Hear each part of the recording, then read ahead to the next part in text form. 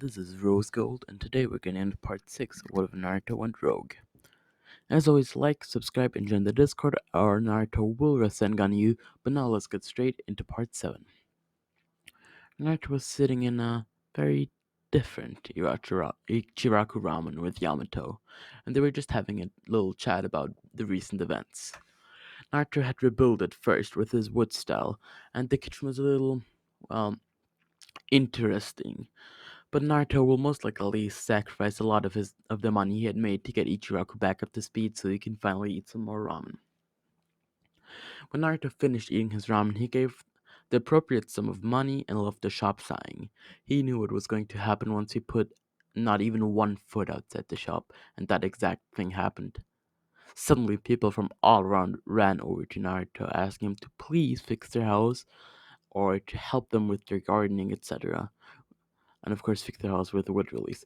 But at least Naruto had someone to share the pain with, as the same thing was happening to Yamato, who had stepped out alongside him. When they saw Naruto's tired face, some of them backed off, feeling a bit sorry for the boy. After all of this, he was still getting pestered, but the really annoying ones stayed and told him that he had to do it for them.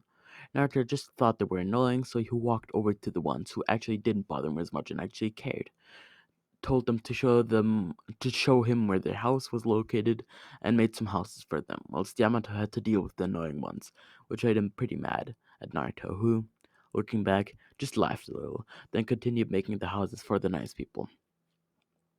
Whilst Yamato was dealing with the rest of the crowd, Naruto finished up the houses of the old elderly people that all thanked him and, in some cases, gifted him flowers or roses, or even invited him to eat over at their house, which he agreed to excitedly. He always wanted to do something like that.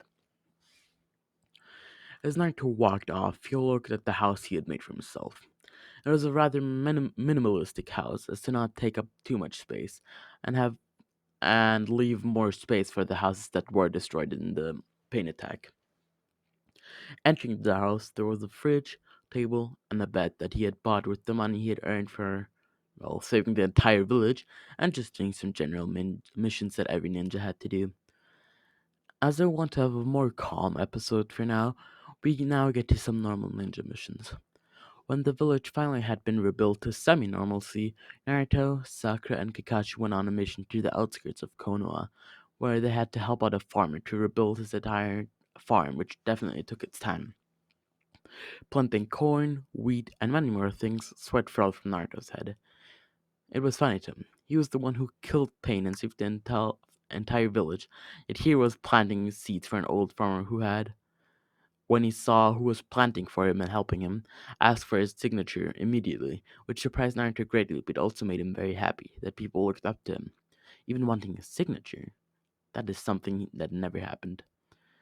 So he smiled and signed a tiny piece of paper for the old man that ran to get it when he saw Naruto nodding.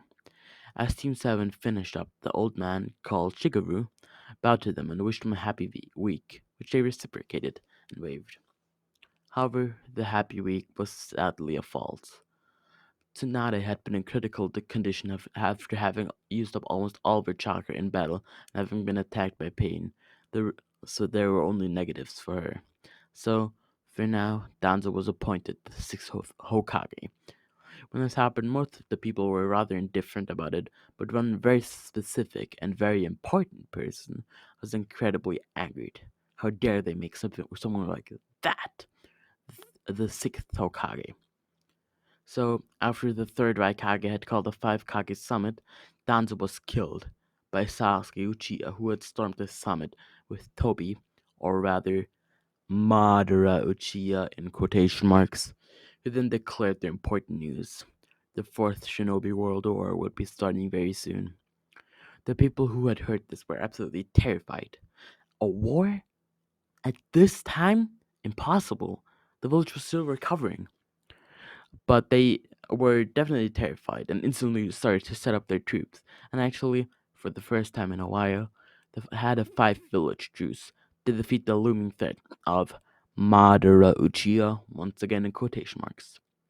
Of course, they could also not let their leftover turkeys be left in so much danger, so they sent out Naruto to meet a very specific person.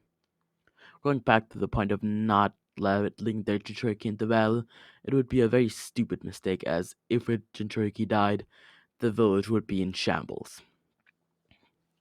The person that Naruto was set out to meet was the Hachibi Jinchuriki, or rather Eight Tails Jinchuriki, Killer Bee, so he can finally master the power of the Nine Tails, or at least get a tiny bit of access to it. Naruto was rather confused where they were going at first, as no one had told him where they were going. But when they did, he was also very excited. It was finally time to become the ninja he had always wanted to be. Maybe he could become the Hokage already. Who knows?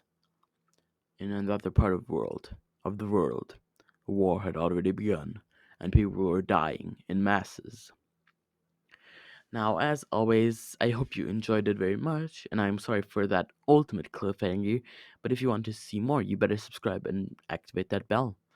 So, I will just want to encourage you once more to join Discord, as I am pretty active in there, and, well, you kind of get pinged a lot, but still, let's just not talk about the pings. This was Rose Gold, and I am out. Have a good day.